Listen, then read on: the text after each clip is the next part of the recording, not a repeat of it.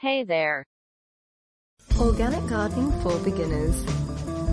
Grown on your own, homegrown fruits and vegetables are fresh and bursting with flavour. There is no better way to grow your own food than by gardening.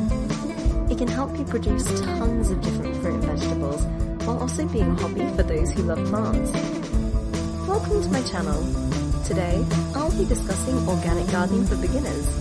So, let's dive in. Who is organic gardening for?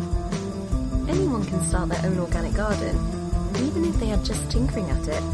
It's not necessarily for the experienced gardener or those with lots of money to invest, but it is possible with little effort. What is organic gardening?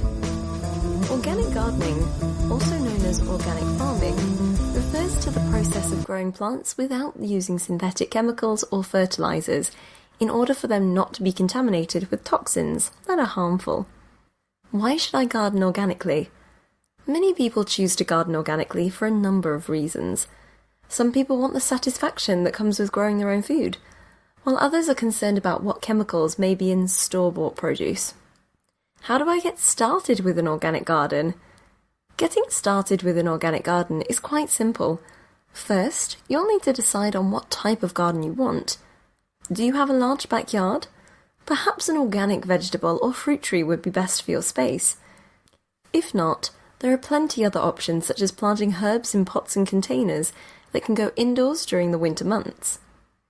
If you opt for an indoor herb garden, then you need to find a sunny spot in your home. You can also use grow lights if you have the space and want an all-year-round garden. For most beginners, the best thing to do is start small.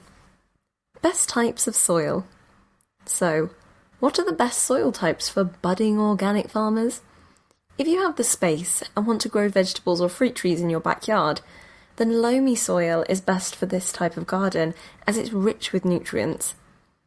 What are the best plants to grow in my backyard or front yard? Naturally, this depends on the climate of your location. If you're in a warmer climate, then citrus trees and avocados are great choices.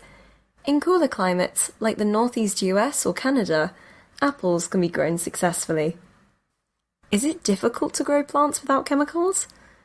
This is a question many people ask themselves. The answer is no.